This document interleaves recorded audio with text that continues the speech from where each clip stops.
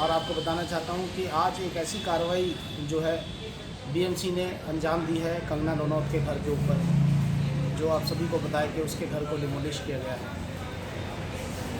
मुझे ये सुनकर बड़ा ही धक्का लगा और मैं बड़ा ही व्यथित हो गया कि आखिरकार किसी व्यक्ति के किसी के खिलाफ़ बोलने की सज़ा उसकी एसेट को डेवस्टेट करके डिस्ट्रॉय करके क्यों दी जा रही है।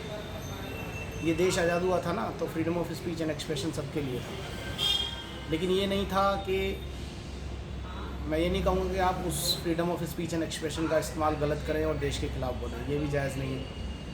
लेकिन अब एक तर्क वाला सवाल करने की आवश्यकता है। क्या इस देश में जो भी किसी भी पार्टी के खिलाफ बोलेगा, चाहे वो भाजपा हो, चाहे वो कांग्रेस हो, चाहे वो बीजेपी हो, चाहे वो या आम आदमी पार्टी हो, सॉरी, कोई भी अगर किसी के खिलाफ बोलेगा तो उसके खिलाफ प्रशासन कार्रवाई करेगा। बस ये देखना बाकी रह गया था क्या?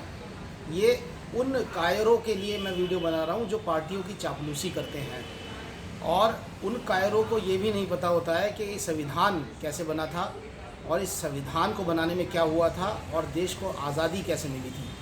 250 साल संघर्ष करके इस देश को आज़ादी मिली थी, तुम्हारी चापलूसी से नहीं मिली थी। और जब हमें बोलने की स्वतंत्रता, हमारे 7 फंडामेंटल राइट थे, जिसमें से 6 ऐसे राइट हैं जिसको हम अपना एंजॉय करते हैं, और 7वां एक संपत्ति का अधिकार, कानूनी अधिकार बना दिया गया था। ये देश जा कहाँ रहा है? मेरा सवाल ये है।